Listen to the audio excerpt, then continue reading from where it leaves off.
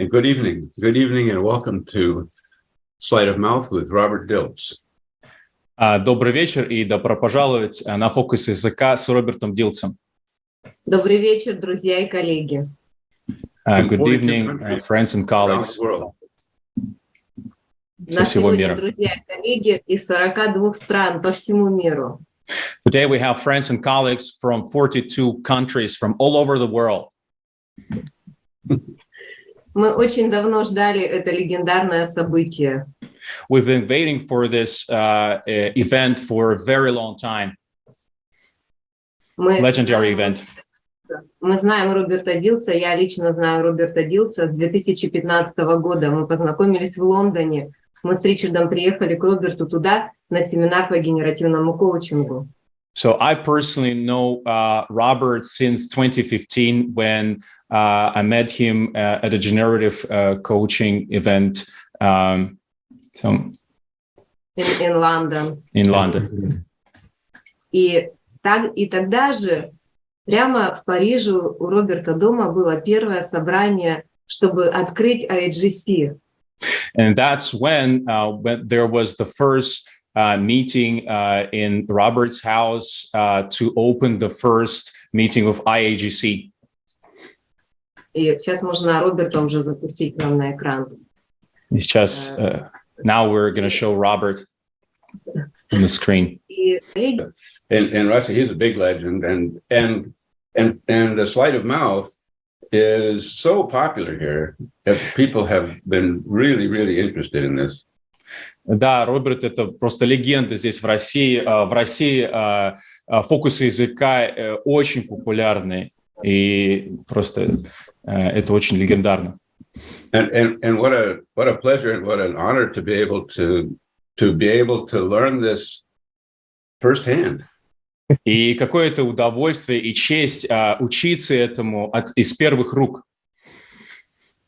И в мае этого года, And in May this year, и в мае этого года, когда Роберт поделился с нами, что он пишет второй том фокусов языка, when Robert shared with that he was writing the second volume of the Sleight of Mouth, мы решили, что это как раз прекрасная возможность пригласить вот с этим семинаром по первому тому, а потом, может быть, и со вторым. And we decided that it was a great opportunity to invite Robert to this seminar based on the first volume, and then maybe based on the second one in the future. And so, with no further ado, и без лишних отлагательств, давайте позволим Роберту. Let's get acquainted with these amazing patterns. Давайте познакомимся с этими изумительными паттернами. Thank you. And first of all, thank you to you, Oksana and Richard, for your vision and for your enthusiasm and your connection and collegiality. It's wonderful to be here with you. И огромное спасибо Роберту и Оксане за то, что, Ричарду и Оксане за организацию, за коллегиальность, вот эту за соединенность и за организацию. Для меня это очень ценно.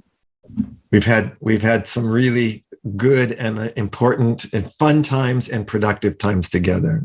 У нас были очень разные веселые, продуктивные, организационные моменты вместе. And I'm looking forward to many more of those in the future. И я с нетерпением жду многих подобных же моментов в будущем. Starting with February, when we do the training. Начиная с февраля, когда мы будем проводить этот тренинг. And of course, big thank you also to Sergey for being my voice this evening. И большое спасибо Сергею, конечно, за то, что он будет сегодня моим голосом в этот вечер. And as Oksana and Richard were saying, I think Sleight of Mouth is one of the really interesting and I think one of the most important of the language patterns of NLP. Оксана и Ричард говорили о том, что фокус языка — это один из самых важных паттернов языка в НЛП. And so the goal for this next hour is to give you a taste of what the Sleight of Mouth patterns are about and how they can be used. Так что целью этого часа будет показать вам, дать вам некий вкус того, как можно использовать фокусы языка. So I'm going to kind of go over the background of sleight of mouth. We'll go over some examples of how it's used and how it can be used. И я вам расскажу немного о предыстории фокусов языка и приведу некие примеры и того, как это можно использовать.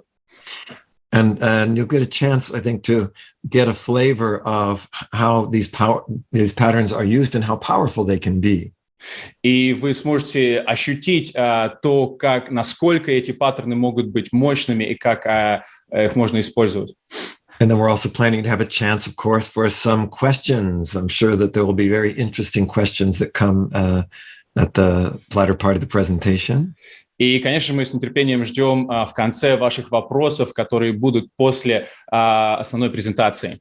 So what I'm going to do to start is I'm going to go over a few slides here to introduce these patterns and how they work.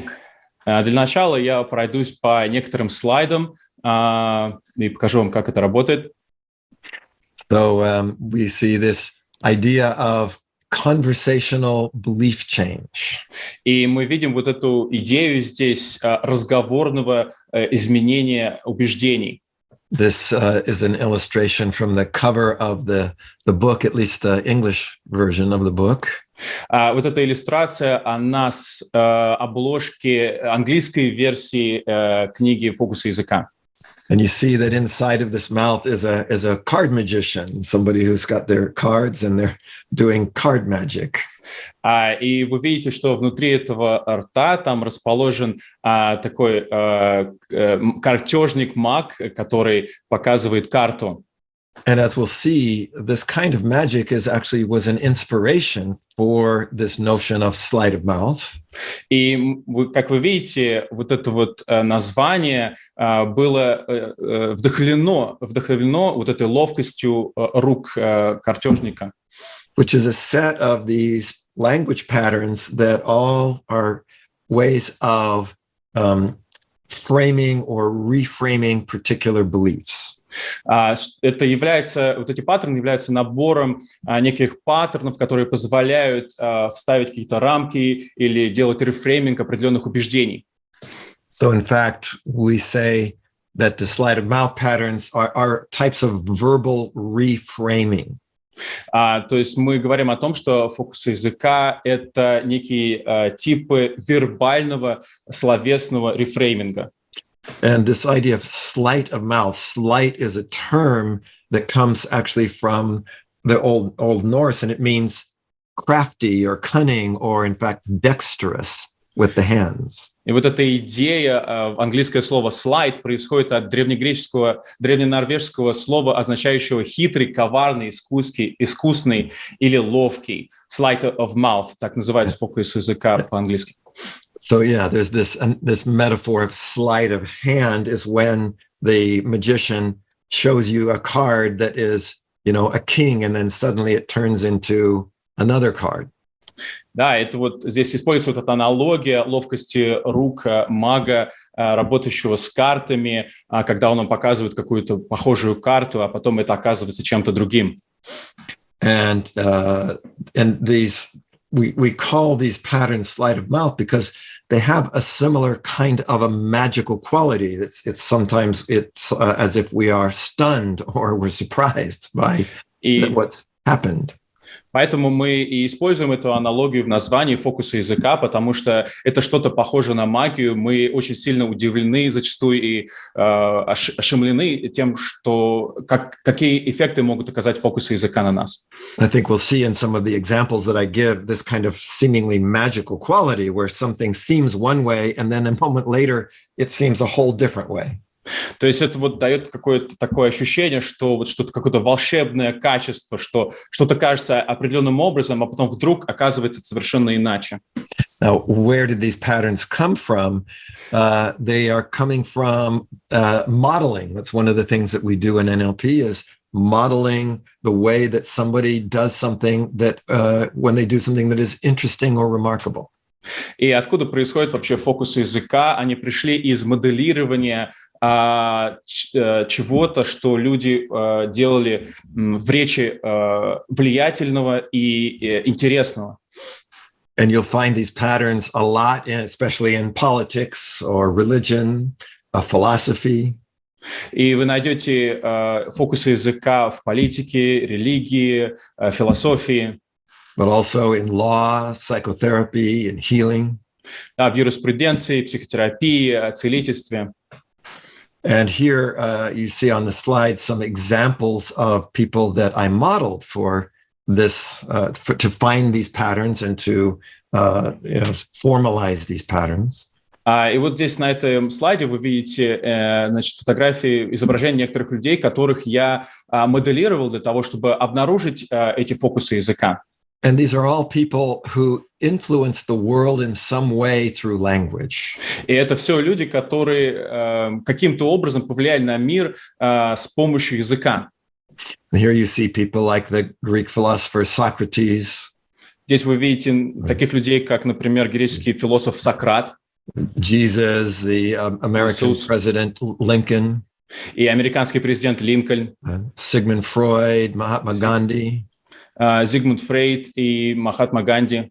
Martin Luther King. Мартин Лютер Кинг. And then you have people like Milton Erickson and Richard Bandler. И есть тут такие люди, как Милтон Эриксон и Ричард Бендлер. These are all people who use language creatively to really influence people in a big way. И это все люди, которые использовали язык в каким-то творческим, созидательным способом, чтобы повлиять на жизнь людей каким-то большим позитивным способом. And so we might be thinking, well, so how are sleight of mouth patterns used? И давайте посмотрим на то, как вообще могут быть фокусы языка использованы. Well, sometimes, we say that sleight of mouth is like the magic of language. It could also be called patterns of persuasion. То есть часто мы говорим о фокусах языка как о некой магии языка, и здесь вот есть паттерны определенного языка. And this idea of magic of language has to do with the power of the word. И вот эта идея магии языка связана с силой слова. So sleight of mouth patterns are frequently used to do things like to confirm or reinforce a particular belief. Например, фокусы языка используются часто для того, чтобы подтвердить или укрепить существующее убеждение. Other times to introduce doubt. Иногда, чтобы внести сомнения. To sway people's opinions. Для того, чтобы повлиять на мнение людей. Sometimes to incite or inspire action. Иногда, чтобы побудить к действию или вдохновить действие.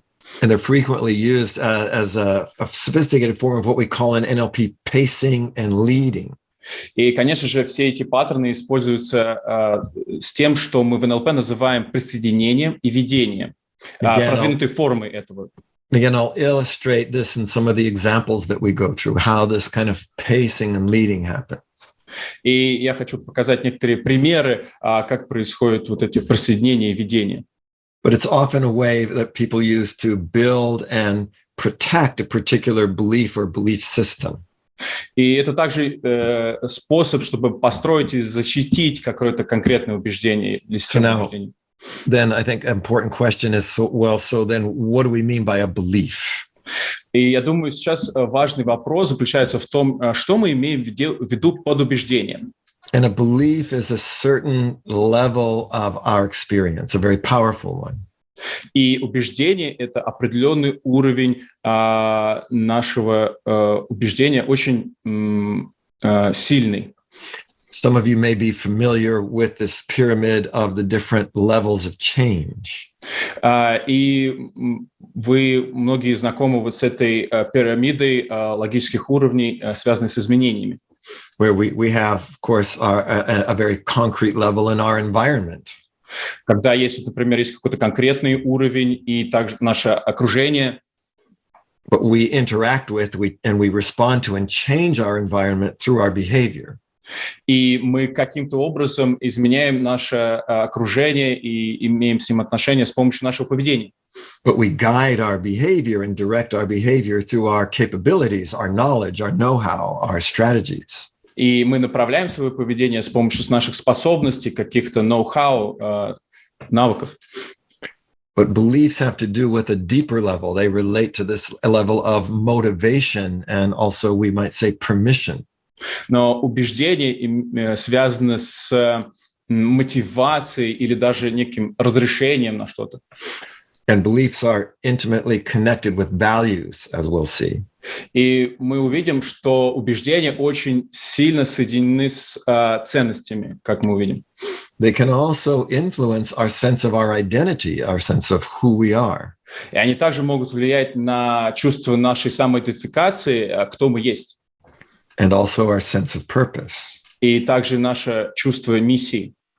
So we often say beliefs are typically, and the beliefs and the associated values are typically the answer to the question why.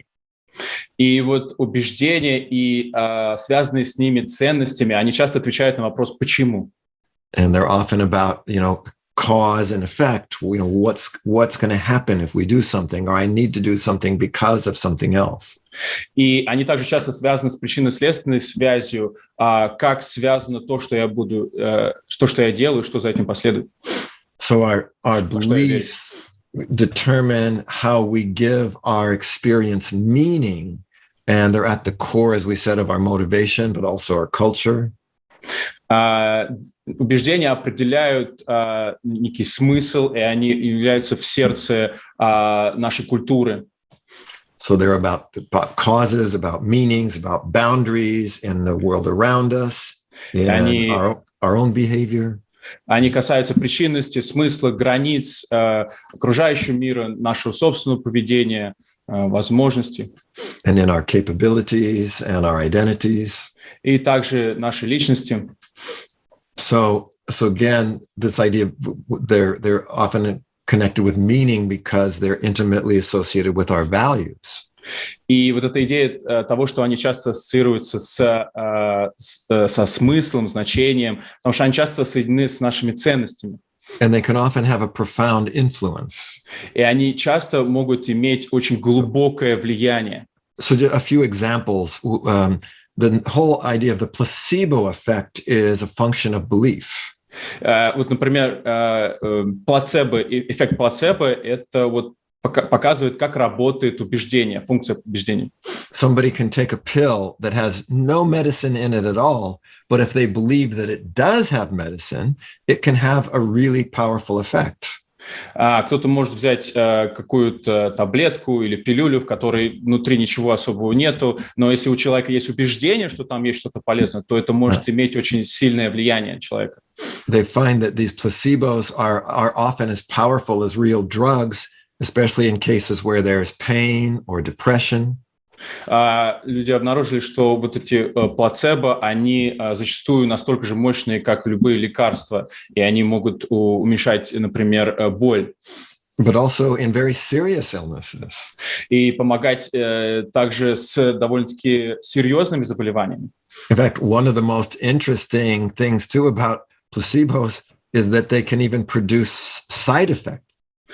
Кстати, самое что интересное, что плацебо иногда еще могут производить, иметь и побочные эффекты. One very interesting example, a group of women who were given placebo chemotherapy for cancer. Например, в одном из исследований там группе женщин дали плацебо химиотерапию против рака. They lost all of their hair. A third of these women lost all of their hair because they believed that that's what happened with chemotherapy. Треть этих женщин потеряла свои волосы, облысели, потому что они верили, что когда ты проходишь химиотерапию, это то, что должно произойти.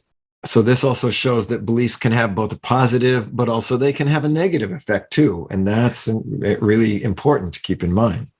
И это также показывает, что убеждения могут иметь как позитивные, так и негативные последствия. Это важно держать в голове. Another very interesting example of the power of beliefs was a study that was done on long-term cancer survivors. Еще одно интересное исследование по убеждениям было проведено на долгосрочном исследовании людей, которые выжили после рака.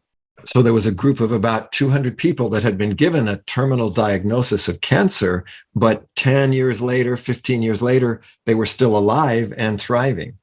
Там было примерно 200 пациентов, которым поставили диагноз рак, который должен был привести к смерти, но через 10-15 лет они процветали и жили. So naturally, these researchers wanted to find out, well, what did these 200 people do, that was different?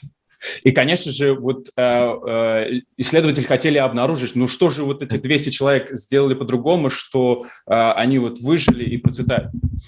And it was a big mystery because most of the people did different things.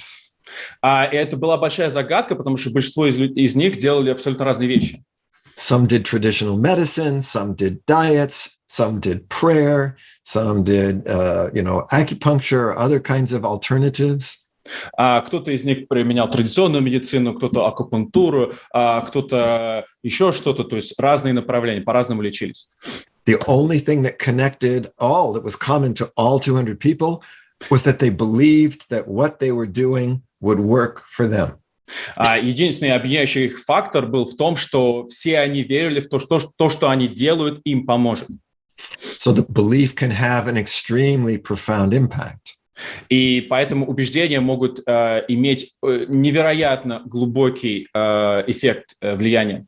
Another very interesting and powerful example is this notion of a group of students that all had average IQ.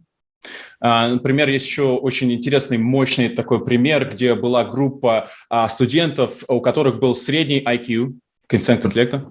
But they divided them in half, and they gave one half to a teacher, and they told the teacher, not the students, but they told the teacher that these students were brilliant, that they were amazing, they were super intelligent. И исследователи разделили эту группу студентов на две части, и они сказали преподавателю, что не самим студентам, а преподавателю, что эти студенты, они просто гениальные, очень умные. And the other half they gave to a teacher. Then they told them these are very, slow students. They have a lot of learning problems. You're going to really struggle. И вторую половину студентов отняли другому учителю, которому сказали, что вот у этих у студентов очень много проблем, они очень медленно обучаются и так далее. A year later, they tested the IQ of all the students again. И через год спустя они протестировали IQ этих всех студентов. IQ is not supposed to change. IQ не должен измениться, не предполагается меняться. But what they found was that the average IQ of the students that had been given to the teacher who was told that they were brilliant had gone up, had increased by like about 10%. Но они обнаружили, что, например, та половина студентов, которая обучалась с учителем, которому сказали, что они все очень интеллектуальные и умные, их IQ повысился примерно на 10%. The average IQ of the other group had gone down about 10%. Средний коэффициент интеллекта у второй группы уменьшился на 10%. And they didn't even tell anything to the students. This is because of what they told to the teacher. И они даже ничего не говорили студентам, это все произошло благодаря тому, что они сказали преподавателю. Another, I think, really interesting example about the power of belief is the so-called 4-minute mile. И я еще думаю, что еще один интересный пример того, как работают убеждения, это то, что называется 4-минутной милей. There used to be this belief that a human being could not run a mile, could not run 1,500 meters faster than 4 minutes. Было такое убеждение, что человек не может пробежать милю быстрее, чем за 4 минуты. And for years, the best athletes in the world would try, and every time that they didn't do that, they would confirm it. See, it's a human limitation. И годами, бегуны пытались, бегали, и никто не мог преодолеть этот 4-минутный барьер. И каждый раз, когда не удавалось, это было как бы таким, посмотрите, вот доказательство действительно невозможно. And then in 1956, one runner went faster than 4 minutes. И потом в 1956 году один бегун, один человек просто пробежал быстрее 4 минут. And suddenly within the next two years, something like 200 people were going faster than 4 minutes. И вдруг в следующем буквально год-два 200 людей пробежали быстрее 4 минут. So again, it's interesting. What we think is this limit that keeps getting proven is actually probably the belief that is holding us back. И что мы здесь видим, что вот это ограничение, которое доказывается из раза в раз, оказывается просто убеждением, которое нас сдерживает. So why is sleight of mouth important today? Так почему же фокусы языка важны сегодня? And this is because no other time in history is more than any other time, sleight of mouth is shaping people's belief system. И больше, чем когда-либо до этого в истории фокусы языка формируют систему убеждений многих людей. Conspiracies theories are kind of an example of the negative side of sleight of mouth. Теория заговора – это вот, например, такой негативный пример того, как работают фокусы языка. We, our social media and our, televisions are full of what they call fake news or alternative facts. И социальные сети, мы знаем, телевизор наполнен как бы то, что мы сейчас называем фейковыми новостями, какими-то фактами. And, this whole idea of what's coming called the metaverse is something that is not grounded in any kind of physical reality. It is all internally created. И вот эта идея, например, метавселенной, которая основана не на что-то физическом, а что-то, оно внутри как бы создается. There's some example there is like the people who believe that the earth is flat. И, например, есть люди, которые верят в то, что Земля плоская. I actually just last weekend, I was completely surprised. I had this conversation with a person who was a colleague who was convinced that the world was flat. Я, например, даже вот очень был удивлен. В последние выходные я как раз разговаривал с коллегой, который был убежден, что Земля плоская. And I said, but I've flown around the world. And he said, yeah, well, you're not flying this way, it's going this way. А я ему сказал, ну, слушай, я же облетел вокруг мира, я летал. А он говорит, нет, ты летаешь не вот так, ты летаешь вот так. And I'm saying, but what about this? What about the sun? Wouldn't it be daylight all over the world at the same time? Я у него спросил, ну, а как, например, солнце? Разве не было бы тогда такого, что все время был бы везде день? And for everything I said, he always had some comeback. Well, that's fake news, or they just tell you that. И на все, что я говорил, у него был какой-то контраргумент, что это фейковые новости и так далее. Yeah, you can fly over the North Pole, but they don't let you fly over the South Pole because there is no South Pole. Они, например, он говорил, например, да, ты можешь пролететь через Северный полюс, но они не позволят тебе пролететь через Южный полюс, потому что его просто нет. And then the next day, the same person is showing me on his phone this picture of Joe Biden, and he says, "See, this proves it. Look at his ear." И этот же человек на следующий день показывает мне на телефоне фотографию Джо Байдена, и он говорит, посмотри на мочку его уха, это все доказывает. And I said, "What does it prove?" He says, "Oh, because the real Joe Biden. This is a fake Joe Biden. It's not a real person. It's a stand-in." Он говорит, это нереальный Джо Байден, это вот у Джо Байдена настоящего не так, это двойник какой-то. Look, you can see his ear lobe is longer in this picture than in that picture.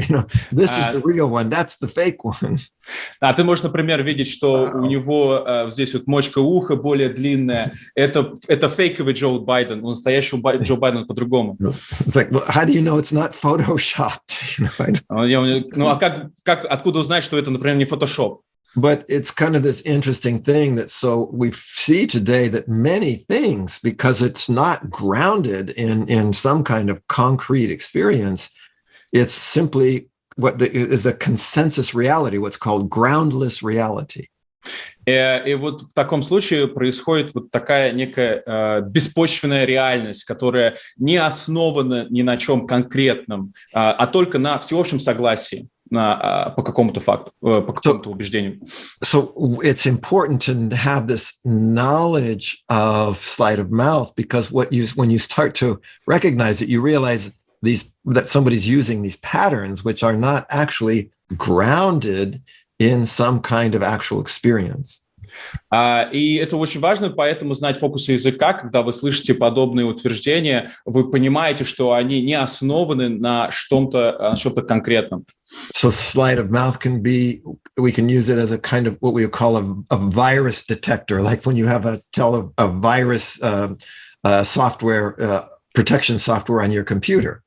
Таким образом, использование фокусов языка можно провести аналогию, как, например, это такой программа софт для защиты от вирусов, детектор вирусов на вашем компьютере.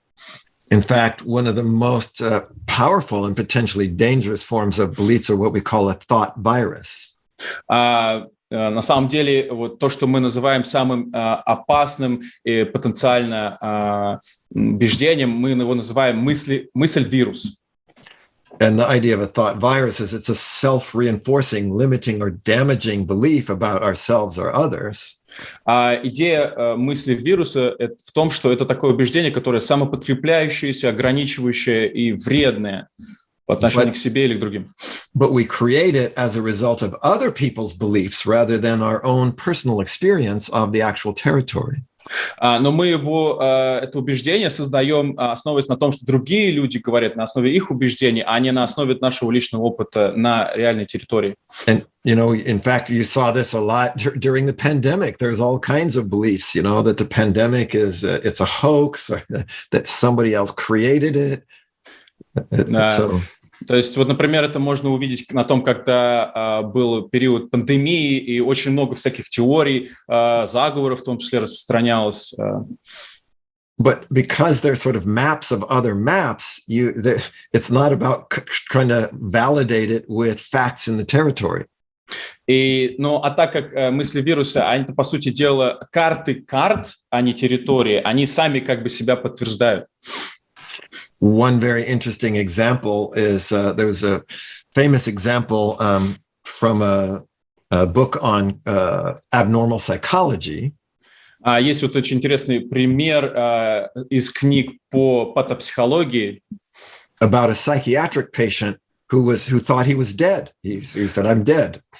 О пациенте, который проходил в психиатрическом, который думал, что он умер.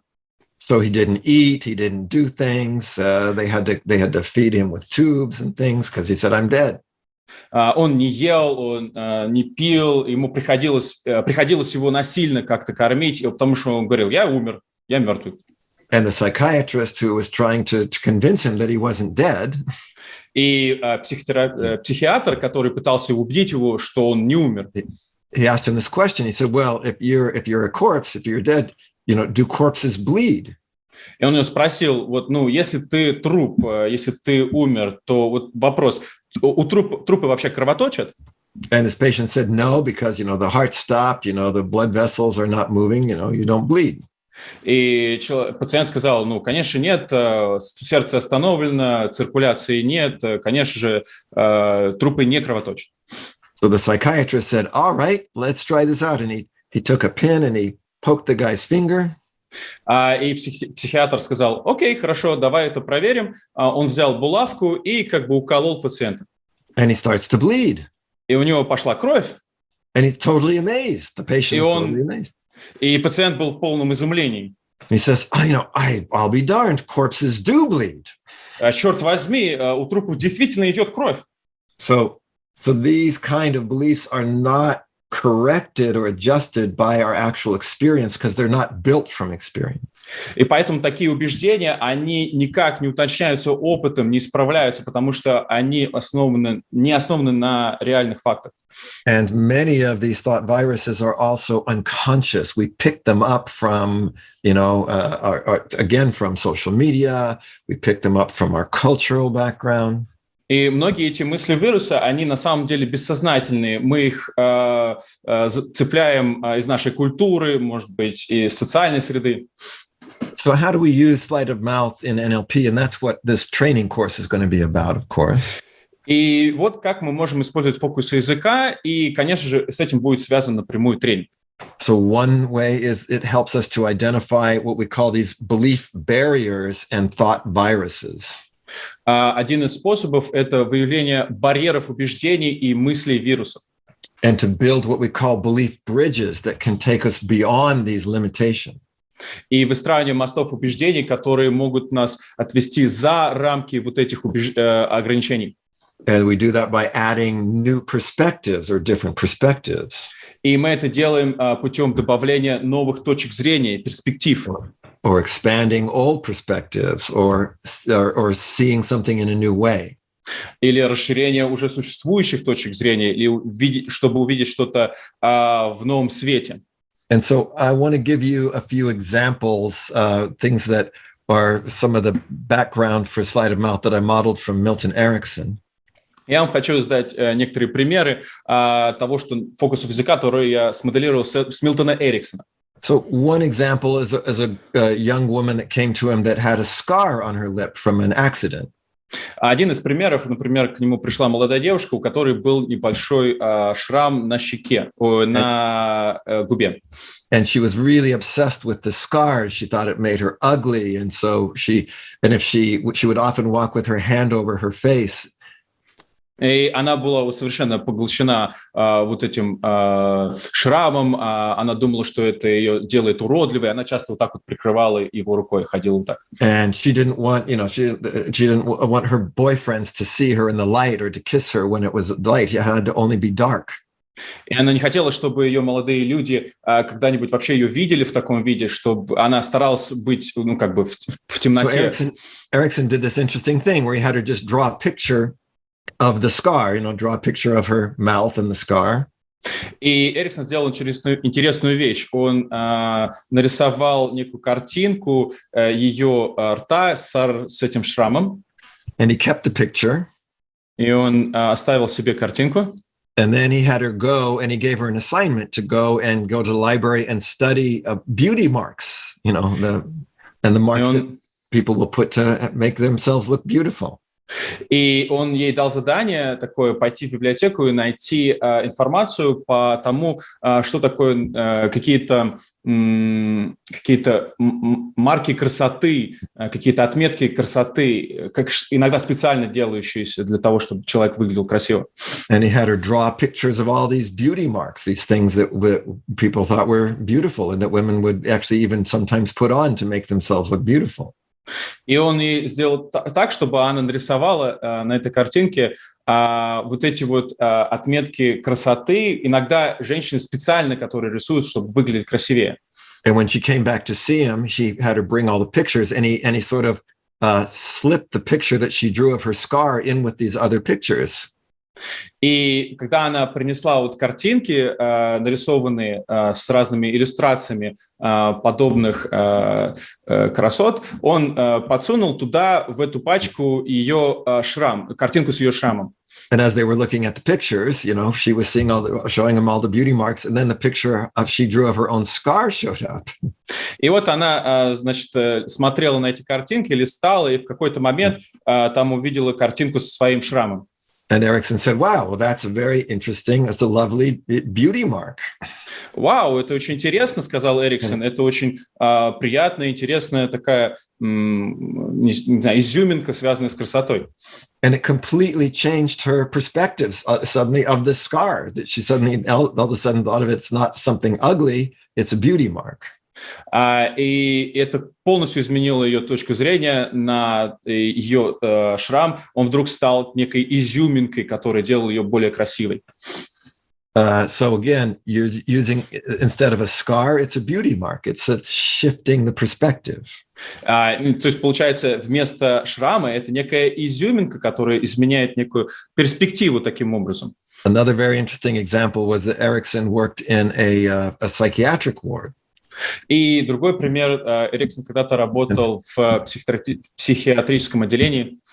And there was a person there that was running around. He thought he was Jesus Christ, so he was just always preaching to people. И там был человек, который все время бегал вокруг и говорил, что вот я Иисус Христос, и он старался там проповедовать. And one day Milton Erickson went up to this guy and he said, I understand you have experience as a carpenter.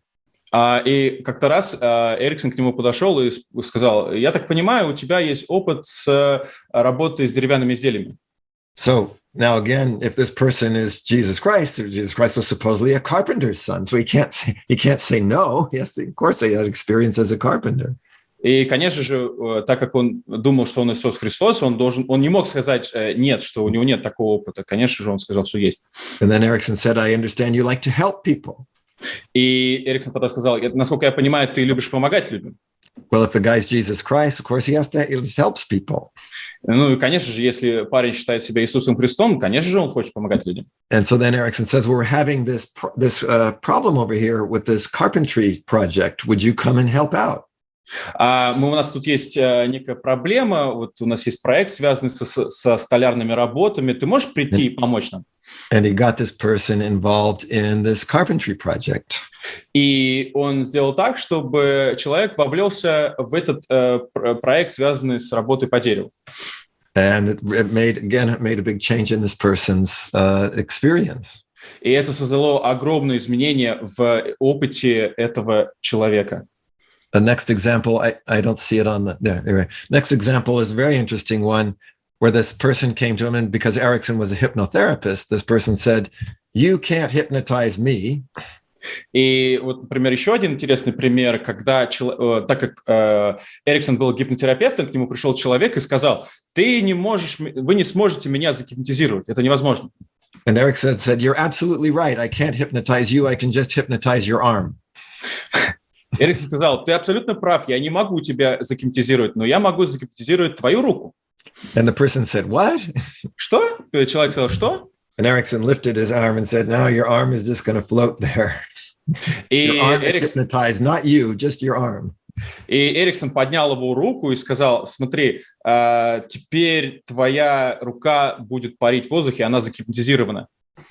Another very interesting example is a girl who was very shy because she thought her feet were too big. И другой пример была девочка, которая была очень стеснительная, потому что она считала, что ее ноги были слишком большие. And she wouldn't even leave her house.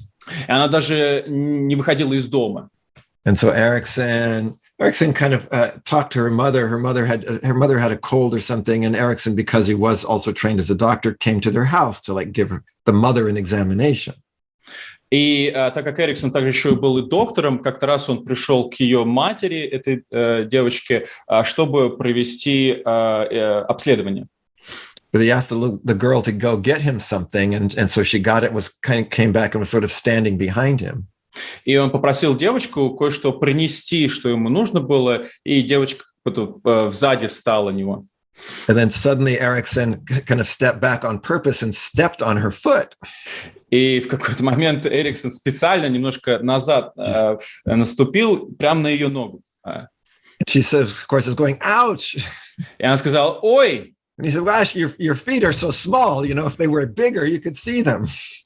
Он сказал, could you repeat that, please? He said, your feet are too small. If they were bigger, you could see them. I wouldn't step on your foot. И Эриксон сказал, твои ноги такие маленькие, если бы они были больше, я бы их хотя бы увидел, и тогда бы не наступил. And she never complained about her big feet after that. И она после этого никогда больше не жаловалась насчет своих больших ног. Another interesting one was a guy who had a lot of pain. He had a severe cancer, and no pain medication was helping him. И другой пример был такой парень, у которого был очень сильный стадия рака, и у него, большая боль была. And Erickson found out that this person was a gardener and he really liked to grow things. And so Erickson started talking to him not about pain, but about tomato plants. И этот человек также был садовником, и Эриксон начал с ним разговаривать не о боли, а о помидорах. And how comfortable tomato plants are when they're growing and as their roots go down and their leaves grow out, that these tomato plants can be so comfortable. И он начал рассказывать о том, как когда помидоры, они растут, и им комфортно, они корнями уходят в землю. And for the first time in months, as Erickson was talking about this, the person suddenly didn't have any more pain. И впервые за многие месяцы, после того, как человек поговорил с Эриксоном, у него прошла боль. Another example around pain was a person who had lost an arm in an industrial accident and had a lot of phantom limb pain. Другой пример, связанный с болью. Человек потерял руку на производстве, и у него была фантомная боль в конечности, которой уже не было. And he came to Erickson because he wanted to get rid of he wanted to use hypnosis to try to get rid of this terrible phantom limb pain. И вот человек пришел к нему для того, чтобы использовать гипноз, чтобы и избавиться от этой вот фантомной боли. And Erickson said to him, well, he said, I think anybody who's had as much phantom limb pain as you have deserves at least as much phantom limb pleasure. Эриксон ему сказал, любой человек, который когда-либо вообще испытывал настолько много боли фантомной конечности, заслуживает также много и удовольствия, приятных ощущений от фантомной конечности. So they started to explore what would phantom limb pleasure be like. И они стали вдвоем исследовать, как бы ощущалось удовольствие, приятное, связанное с этой конечностью. Again, it really shifted this person's experience of his problem. И опять же, это очень сильно сместило опыт человека, связанный с этой проблемой. Another interesting example of how Erickson used sleight of mouth was this boy that was being very it was being very difficult with his mother. He had a single mother, and the boy wouldn't do what she told him. И еще один другой пример. Был такой мальчик, у который рос с матерью-одиночкой, и он такой вот трудный ребенок был. And every time she would ask him to do something, he would just stomp his foot and say, no, I'm a big boy, I can do whatever I want. И каждый раз, когда она попросила его что-то сделать, он часто вот просто делал вот так, значит, топал ногой и говорил, нет, я буду делать все, что я захочу. And so the mother brought him to Erickson, and Erickson said to the boy, well, would you like to sit down? И мама его привела к Эриксону, и Эриксон предложил ему присесть. And the boy, of course, says, no, I can do whatever I want. He stamps his foot. Он ему сказал, ты не хотел бы присесть, а мальчик сказал, нет, я буду делать все, что захочу, и топнул ногой. I'm a big boy. Я большой мальчик. And so Erickson says to him, well, a big boy would be able to stamp his foot a lot harder than that. А Эриксон сказал, ты знаешь, большой мальчик смог бы топнуть ногой намного сильнее, чем ты. So the boy stamps his foot even harder. И тогда мальчик топает ногой еще сильнее. And then Erickson says, well, a big boy would be able to do that at least 50 times. Эриксон говорит, большой мальчик смог бы, наверное, сделать это как минимум 50 раз. So the boy starts stamping his foot. Boom, boom, boom. И мальчик начинает вот топать своей ногой вот так. Бум, And after about 20 or 30, he's starting to get tired. И после 20-30 раз он начинает уставать. Erickson says, a big boy would know when he's getting tired. И Эриксон говорит, ты знаешь, большой мальчик знает, когда он может уставать. A big boy would be able to talk with another adult. И большой мальчик будет способен говорить с другими взрослыми. A big boy would be able to help his mother, not just fight his mother. Большой мальчик смог бы помогать своей маме, не только с ней спорить. And again, after this meeting, this boy's behavior really completely changed. И опять же, после этой встречи поведение мальчика совершенно изменилось. Just a last example, because there's so many of these ways that Erickson used sleight of mouth. И последний пример. Очень много примеров того, как Эриксон это использовал. Вот последний пример. Another example was a woman who had, again, really severe pain and no medication seemed to be helping. Был мальчик, у которого сильная боль была, и ни один, лекарства не помогали. And as Erickson was talking with her, she was saying, how nothing worked, and she just constantly felt pain. Он разговаривал с этой девушкой, и она рассказывала о том, что она постоянно чувствует боль, и она не проходит. And so Erickson says to her, well, how much pain would you feel if you suddenly saw that hungry tiger sitting over there under the bed, licking his lips? И Эриксон сказал, слушай, насколько бы сейчас твоя боль была бы сильной, если бы вдруг сейчас у двери оказался тигр, который на тебя смотрел и как бы облизывался свои зубы, смотря на тебя. And she said, well, I wouldn't feel any pain. I would be, too concerned about the tiger. И она сказала, я бы вообще не чувствовал никакой боли, я бы слишком сильно переживал насчет тигра. And her doctors never understood after that why she always kept the tiger under the bed next to her. И потом доктора никак не могли понять, почему она все время хранила какого-то тигра рядом с ее кроватью. So you can hear in all of these different examples, he's using language to pacing and leading something, to change perception, to give another perspective. И, как вы видите, вот все эти фокусы языка, все эти примеры, здесь Эриксон присоединялся и как бы вел человека к другим точкам зрения.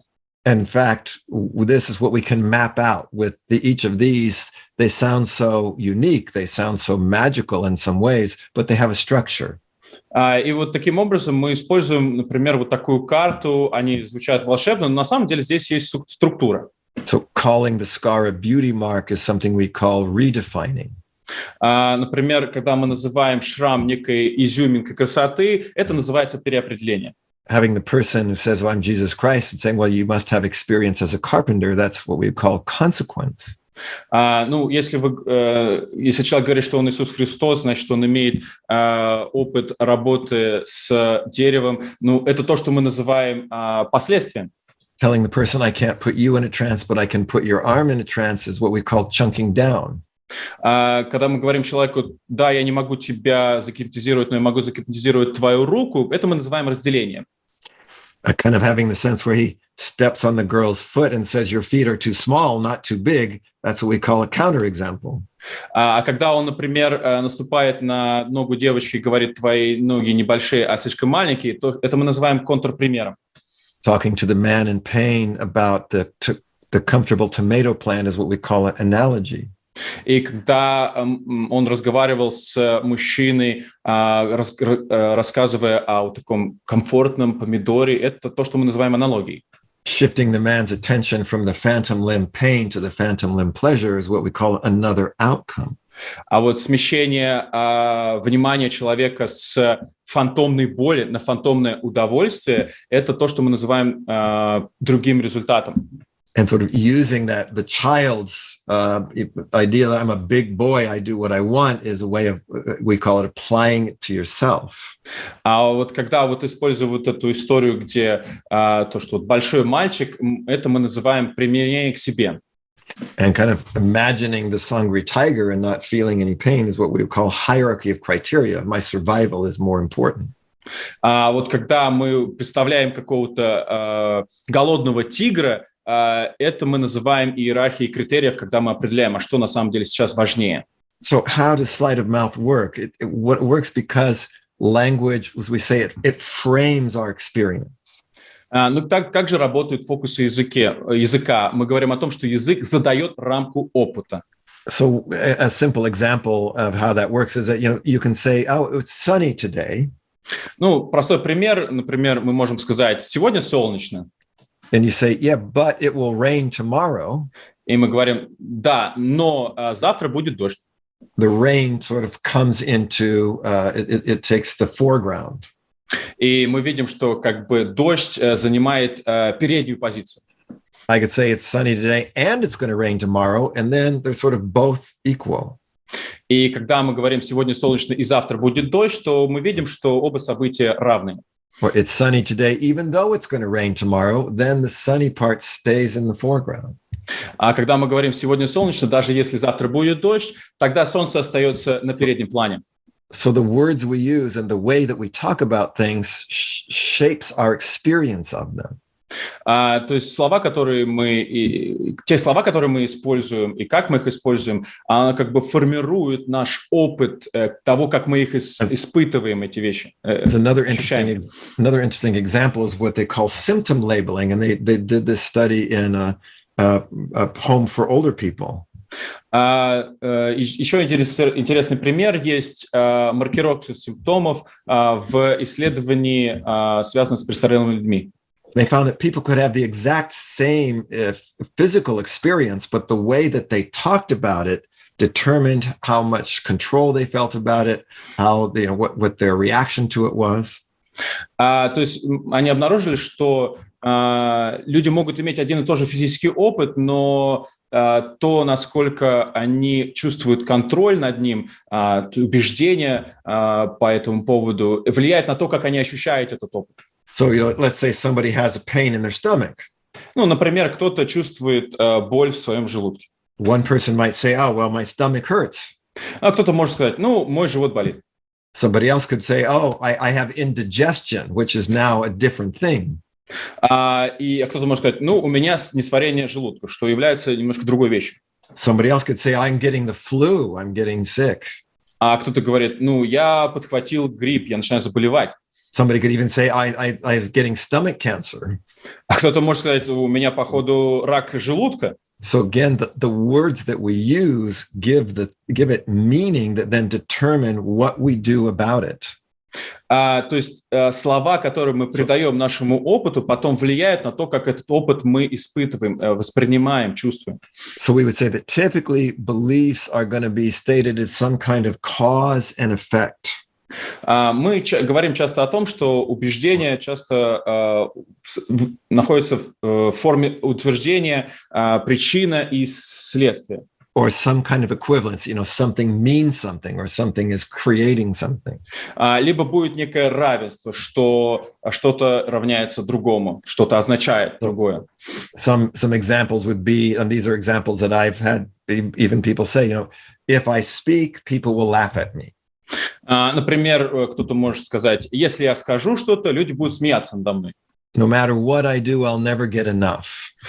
Что бы я ни делал, мне никогда не будет достаточно, например. Or can kind of go the other way. I'm not capable because I failed in the past. Или мы можем пойти обратным путем. Человек может сказать, я не способен, потому что я потерпел неудачу в прошлом. What I want is not important because other people's needs take precedence. Или то, чего я хочу, не важно, потому что потребности других людей важнее. And so the idea of sleight of mouth is, well, what do we do with that? How do we help somebody to have a different belief? И идея фокусов языка заключается в том, что, что же нам с этим делать, с этим убеждением? So somebody could say, I am, or you're not an adequate person because they could either say because you're controlling or because you're not in control. I mean, the belief can be either one. Например, человек может сказать, что вы или я неадекватный, потому что, может быть, вы контролируете себя, а может быть, не контролируете себя. And what we would do in sleight of mouth, as you see, is like these Erickson things, it defines, and what we'll be exploring in the program is how we can use these different patterns to make a difference in that belief. И вот здесь можно видеть паттерны фокусов языка, которые мы можем использовать для того, чтобы влиять на убеждения и менять их. For example, with the patient who said, I'm a corpse, and then says, oh, corpses bleed. Например, вот с человеком, который сказал о том, что пациент, который, я труп, и трупы кровоточат. If the psychiatrist knew sleight of mouth, he would say, oh, well, corpses bleed, maybe if corpses can bleed, maybe they can sing too, and they can dance too. You could have a really good life as a corpse. Психиатр мог бы сказать, смотри, трупы могут кровоточить, а что они еще могут? Может быть, они могут петь, танцевать, что еще? Очень много, ты можешь целую жизнь иметь, будучи трупом. Who knows what else corpses can do? Кто знает, что еще может делать трупы? So again, as a kind of a very last comment here, with something like sleight of mouth, you can map out how we can work with these limiting beliefs. И с помощью фокусов языка вы можете некую такую карту создать того, как вы можете работать с этими ограничивающими убеждениями. So this was a speech by Abraham Lincoln, who was, arguing against slavery, and in the United States, not that long ago, there was this belief that, well, it was okay to enslave people of color because they were inferior. Например, есть цитата из известной речи Авраама Линкольна, когда он говорил по поводу утверждения, что это нормально брать в рабство негров, потому что они ниже белого человека. And this was said by people who were supposedly good Christians, and they said, well, but it's okay because, they're inferior. И это предположительно говорило с людьми, которые были хорошими христианами и говорили, что это хорошо, нормально делать так. So in this example, Lincoln was sort of redefining. So if they're inferior, then they're needy, they need something, and slavery is taking something away from them. И вот Линкольн в этом примере, он делал некое переопределение, он говорит, ну хорошо, если они ниже, значит, они нуждающиеся. Вот, и... And to take the Christians are supposed to give to the needy, not take away from the needy. А христиане, они предполагаются давать, делиться с нуждающимися, а не отбирать что-то у нуждающихся. So now in the program, we'll be going over those patterns so that you will be able to map these things and we'll be going over you applying them to our own beliefs and beliefs of our own clients, if you're a coach or a consultant. И вот этой программе тренинга вы сможете создать некую карту вот этих паттернов языка и применять их, в том числе даже к своим убеждениям, чтобы их менять к лучшему. So I'm aware that our time is up. Here you can have some of the information about the program that's coming up. Я знаю, что у нас заканчивается время, и, может быть, надо узнать информацию о программе, которая будет скоро.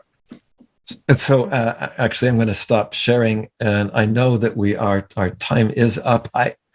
We could also have, if people are okay to stay a minute or two longer, we could have a few questions, I suppose. I'm willing. I've got the time. Я перестану демонстрировать, потому что сейчас, если есть у кого-то вопросы, минутку-две, я вот готов ответить, но я с удовольствием. Maybe we can do five or 10 minutes of questions. 5 или 10 минут вопросов, если это хорошо, если все согласны. Thank you very much. We have people watching on YouTube and on Contacte. Oksana said they have some questions too. Okay. То есть есть люди, которые смотрят в YouTube, ВКонтакте, у них есть вопросы тоже. I'm ready for the questions. Хорошо, я готов к вопросам. Yay! Окей, первые вопросы тогда с наших зрителей, которые смотрят трансляцию, и тогда несколько вопросов в Zoom тоже, может быть. So the first questions will come from the people who are watching our broadcast, our live broadcast, and then if we have time, we'll take some from our Zoom audience too. Первый вопрос. Какие самые эффективные техники выявления убеждений? Could you translate, please? For clarifying what is выявление? Выявление убеждений. How to teach limited belief? I can translate. Go for it. Go for it. Could you repeat the question, please? Можно повторить вопрос? Какие самые эффективные техники выявления убеждений? Мы все в трансе от присутствия Роберта. We all in Robert's presence trance. Right. So the question is, what are the most effective techniques to actually discover the belief, to understand what the belief is? Yes. Limited belief. I'm sorry, limited belief, yeah. Yeah, it's a super question.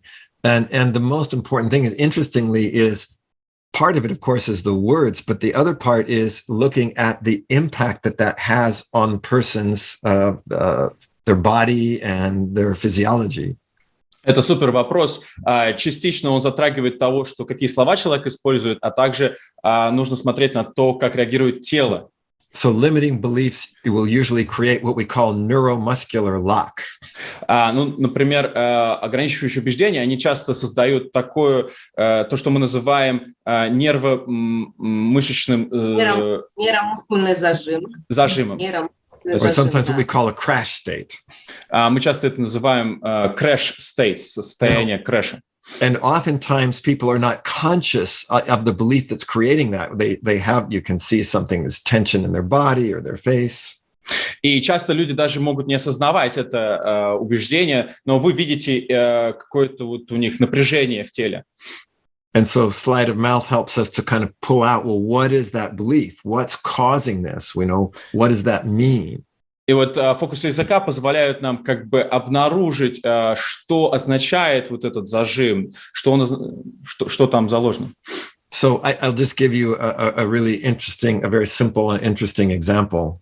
Я вам дам один очень простой и интересный пример. Many years ago, this is just part of the story, but many years ago, I was supporting my mother in her process of healing herself from advanced breast cancer. Например, много лет назад я когда-то поддерживал свою маму, когда она выздоравливала от рака груди. And when we were talking about her sort of imagining herself in the future being well and healthy, which was a positive thing. И вот когда мы с ней разговаривали о том, как в будущем, как выглядит ее образ, такой, что у нее все хорошо, и она здоровая, это какая-то позитивная вещь. She suddenly just had this internal block inside, this everything kind of tensed up, like no, you're not allowed. И в какой-то момент она очень сильно зажалась, вот такой зажим произошел, и как будто говоря, что нет, нельзя сюда, закрыто. And she initially had no consciousness of what it was about. All it was a feeling of, no, you can't. И она даже не знала, о чем это. Все, что она осознавала, что такое ощущение, что нет, нельзя. So we were bringing awareness to this barrier. И мы начали привносить некое осознание в этом барьеру. And exploring it, and suddenly an image of her own mother and her older sister came up. И исследовали это, и вдруг возник образ ее собственной мамы. Wow, what's this belief here? You can't because of them. И сестры. И мы начали говорить, а это о чем? Ты не можешь, потому что из-за них? And it turned out that my mother's mother and her older sister had both died of advanced breast cancer. И оказывается, и ее мама, и ее сестра обе умерли от серьезного заболевания рака груди. And this kind of unconscious belief, this thought virus was, if you live, you're not being loyal to your family. This is what happens to the women in your family. And if you break that connection, it's disloyal. То есть было вот у нее такое подсознательное ощущение, что если она выживет, то это как бы нарушение приверженности, лояльности своим собственным умершим родственникам. Потому что она выжила, они умерли. Kind of the sense you're not allowed. Это было как будто ощущение, как будто нельзя, запрещено. And so what I said to her was, wow, loyalty seems to be very important, and I really want to honor that. И я сказал ей, вау, да, лояльность, приверженность к своим родственникам – это что-то очень важное. То есть я это And I said, but I notice you're only looking to the past when you think about that. If you look to the future to see your daughter and your daughter's daughters, what do you want them to be loyal to in you? Я замечаю, что ты сейчас смотришь в основном в прошлое, да, а если посмотреть в будущее, какому убеждению ты хотел бы, чтобы уже твои дочери были привержены? And of course, she said, well, of course I would not want her to think she has to die to be loyal to me. И она, конечно, сказала, конечно же, я не хочу, чтобы моя дочь умерла просто потому, чтобы сохранять вот эту приверженность ко мне, лояльность. So it kind of completely blew apart this barrier. И это как просто взорвало вот этот барьер, ограничение.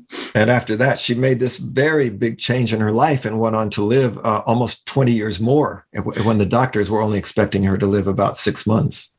И после этого она продолжила жить 20 лет, и в то время как их доктора прогнозировали всего лишь 6 месяцев.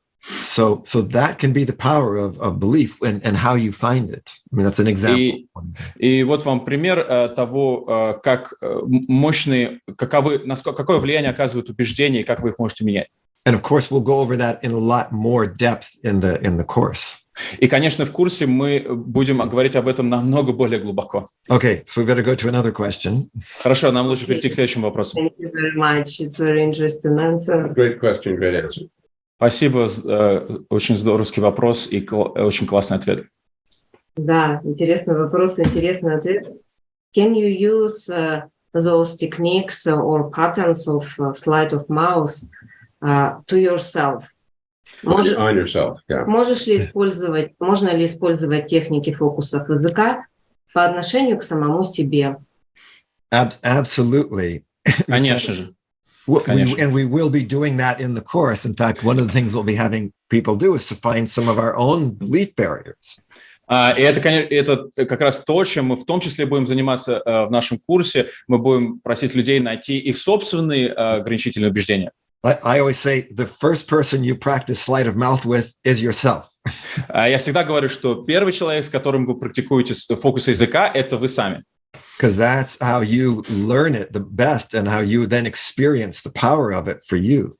И таким образом вы научитесь использовать фокусы языка наилучшим образом, ощущая это на себе. So the simple answer is yes. Так что простой ответ – да.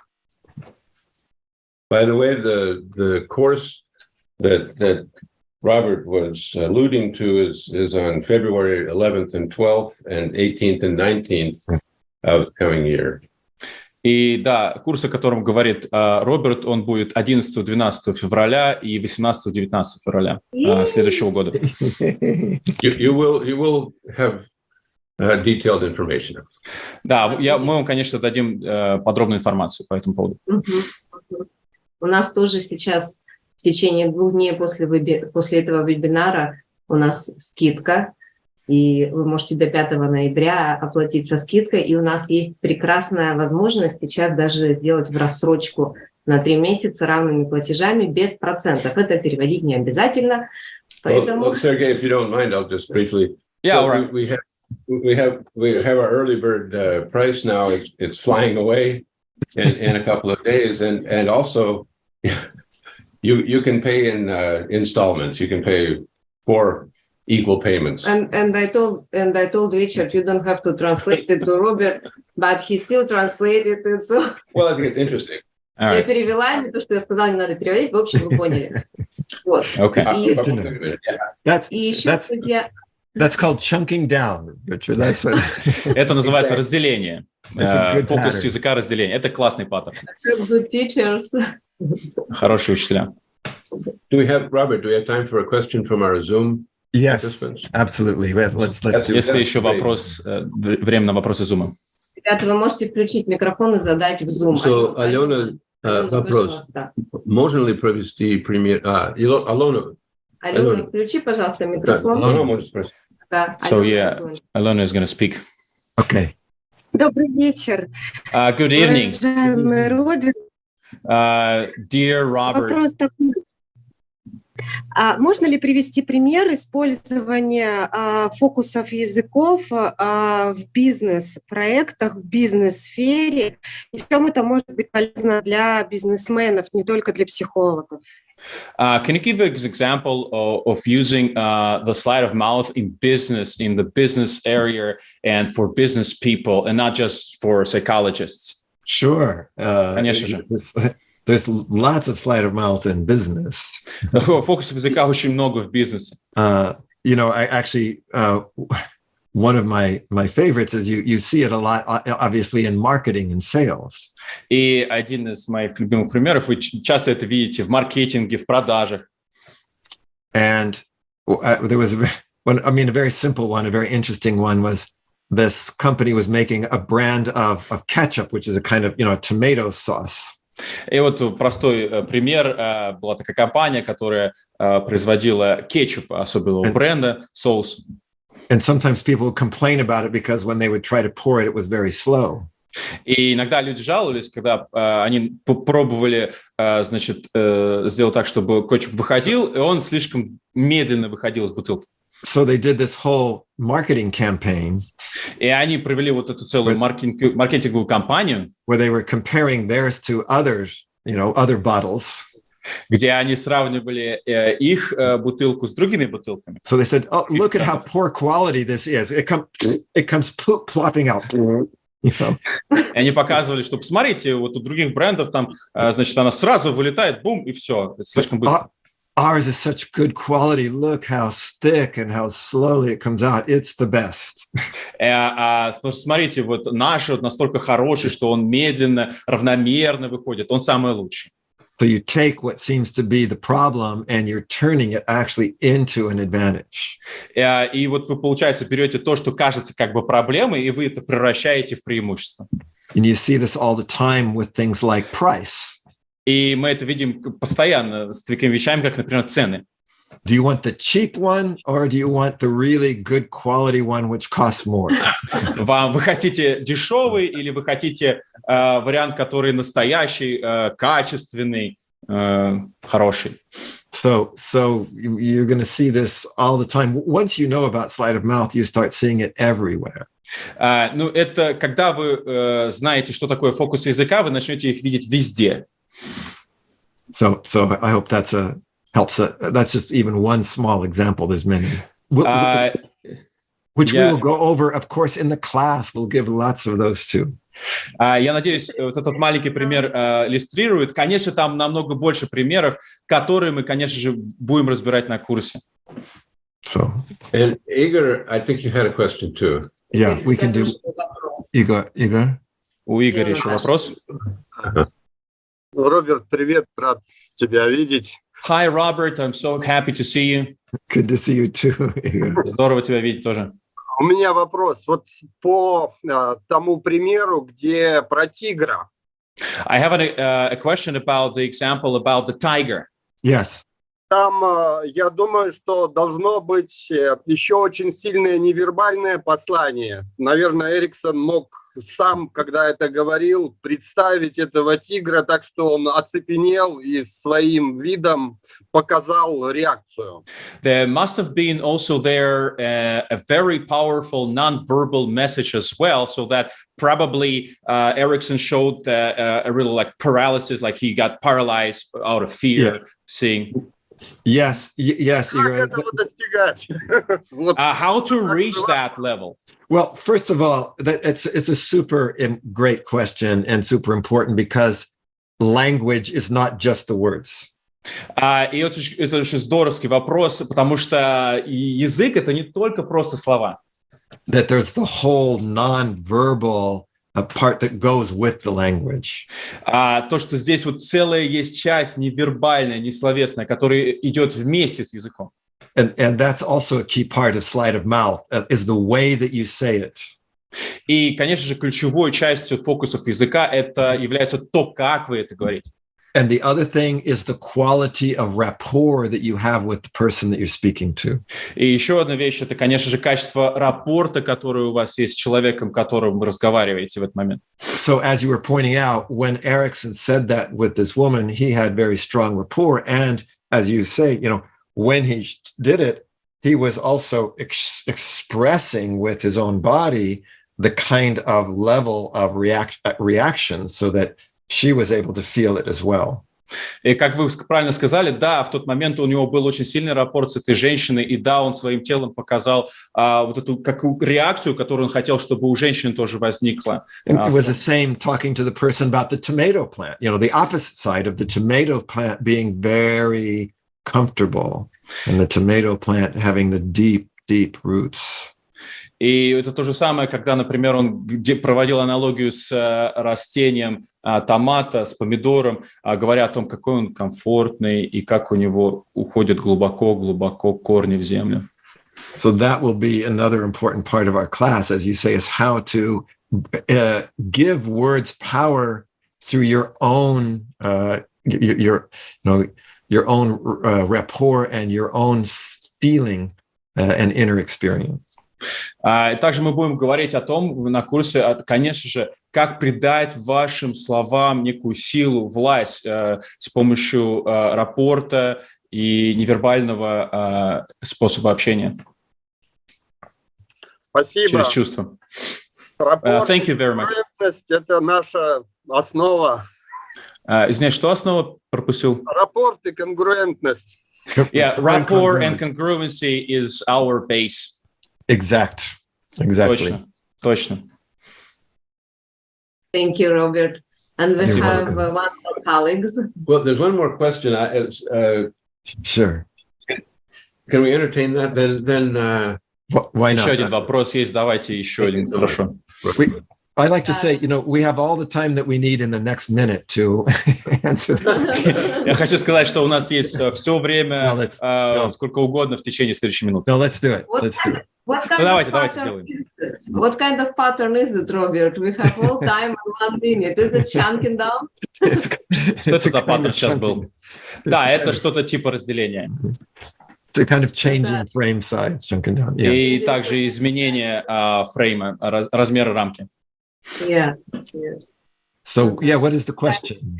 Да, в чем вопрос? Hi, Роберт.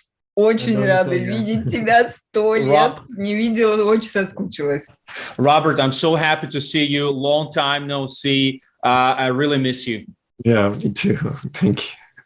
Я тоже, спасибо. И вопрос такой, когда я читала «Фокусы языка», это была для меня такая законченная вполне себе книга, хотя и маленькая, но прям фолиант. У меня вот такой вопрос. Я когда читала... I'm sorry. I have a question. When I was reading the book, the Slide of Mouth, it was not a very big book. And for me, it was a kind of a finished story, right? Yes. And the foliant, you know, it's very slim, but very... Complete. Yes. Complete, yes. Завершенный фолиант. Да. И вот теперь я услышала, что скоро выйдет второй том. And now I hear that there is going to be the volume number 2. Yes. Soon. Really. И я очень жду, да. И мне стало страшно интересно вот чуть-чуть заглянуть за занавес. Вот что там такое, вот маленький спойлер. And I'm really, really looking forward to that volume. Yeah. And so it's very interesting to have, if it's possible, a little spoiler of what's going to happen next. Oh, yes. Well, thank you. Да. Спасибо, что спросили. Спасибо за вопрос. Yeah. So, the volume 2 is going to be a lot about application and strategies for using the sleight of mouth patterns. Том 2 будет посвящен больше применению и паттернам того, как конкретно использовать их. In health and in business and in different areas. В здоровье, в бизнесе и в других сферах. And, you know, a key part of these patterns is not that you just use one pattern at a time. Kind of like I was showing with Lincoln, you use one and then you connect that to another. So there's actually a sequence that can be very important. Ключевой момент в использовании фокусов языка – это не то, чтобы использовать один фокус языка и все. Там определенный подводящий момент, соединенность одного паттерна с другим. Это важно уметь делать. So the other thing we'll be doing in the volume 2 is I'm going to be showing for each pattern, we're going to have jokes. Like, what is a joke that illustrates that pattern? И еще во втором томе то, что я буду делать, это каждому паттерну будут примеры неких шуток. Какие конкретные шутки можно создать с помощью этих паттернов? I'll also be showing how famous people tended to use one pattern a lot. И я также буду показывать, как некоторые известные люди используют один и тот же паттерн много. Like Jesus used apply to self a lot. Как, например, Иисус очень часто много использовал фокус языка применения к себе. You know, when they brought the woman to him that they wanted to stone to death because she had cheated on her husband. Когда, например, они привели вот эту женщину к нему, которая вот изменила своему мужу, и хотели они ее забросать камнями до смерти. He said, well, let the one who is without any sin throw the first stone. И он сказал, ну пусть тогда тот, у кого нет никаких грехов, первым бросит камень. He said, do unto others as you would have them do unto you. И он сказал, делайте по отношению к другим так, как вы сделали бы по отношению к себе. So a lot of these things are about, apply your judgments back to yourself. И во многом это про то, как применить свои собственные суждения обратно к себе. Whereas somebody like Erickson was often using a lot of consequence. If this belief is true, then this has to be true. И, например, Эриксон часто использовал фокус языка последствия. Если вот это правда, тогда вот это должно быть правда. But Freud used a lot of metaframe. Anything somebody had, he said, well, that's because of this. You have that belief because of your Oedipal complex or because of your history. Фрейд часто использовал некий метафрейм, когда говорил, например, если у тебя вот это убеждение, потому что там у тебя Эдипов комплекс, например. So we'll be kind of going into more of these kinds of ways of how they're used and kind of as almost not quite, but kind of like a workbook. То есть это будет немножечко похоже почти на рабочую тетрадь. Мы будем проходить разные моменты, как это конкретно использовать. So one thing I can say, Natalia, is I've been collecting the things for this book for years. Я хочу сказать, что я собирал материал для этой книги просто годами. So I think it will be a very interesting and stimulating book. И я думаю, что это будет очень интересная и стимулирующая книга. And like Oksana and Richard were saying, we'll be touching upon some of those things in the training. И как Оксана и Ричард сказали, что мы будем это затрагивать также некоторые из этих вещей и на тренинге. We'll be getting some sneak peeks of volume 2. То есть там будут маленькие спойлеры, значит, второго тома. And honestly, Robert, we've been very much for this workshop. Great. Уже ожидаем этого мастер-класса. Здорово. Okay. Well, I think мастер-класс много лет.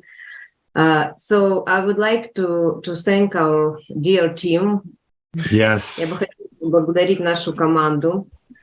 Прежде всего, конечно, Сергей, наш переводчик, наш русский голос Роберта.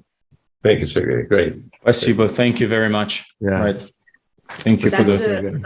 Также нашу команду инженер Леонид Гузеев, дизайнер Александра Софийская, наш помощник в соцсетях Артем Коннер и наши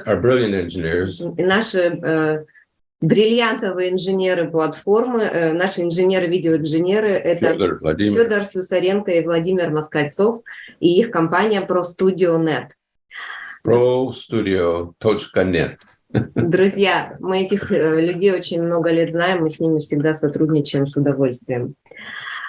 Теперь, пожалуйста, присоединяйтесь к нам, присоединяйтесь к нашему настоящему событию.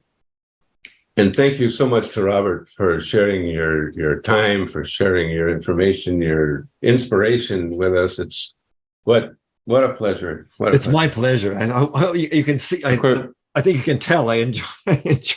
It's my passion. За то, что делился с нами своим временем, это действительно удовольствие. И Роберт говорит, это взаимное удовольствие. Да. Можно по мне это видеть, смотрите. Thank you, everybody.